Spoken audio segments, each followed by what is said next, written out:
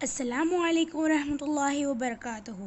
आज हम बनाएंगे मैंगो मिल्क शेक। तो वीडियो को एंड तक ज़रूर देखिएगा, बहुत ही टेस्टी डिश है। और अगर चैनल पे नए हो तो सब्सक्राइब कीजिएगा। And let's get started.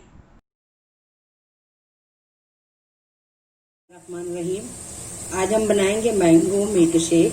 इसके लिए मैंने लिया है मैंगो पल्प आधा किलो, 500 ग्राम,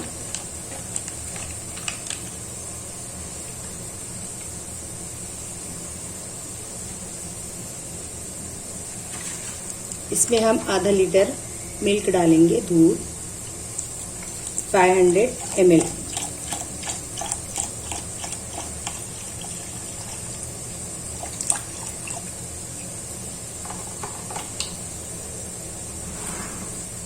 तीन टेबल स्पून शक्कर,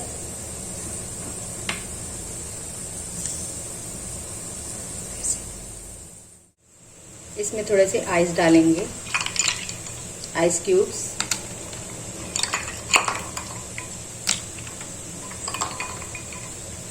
इसे ग्राइंड कर लेंगे। ये हमारा मैंगो मिल्क शेक रेडी है। अब इसे हम फ्रीज में 1 घंटे के लिए रख देंगे।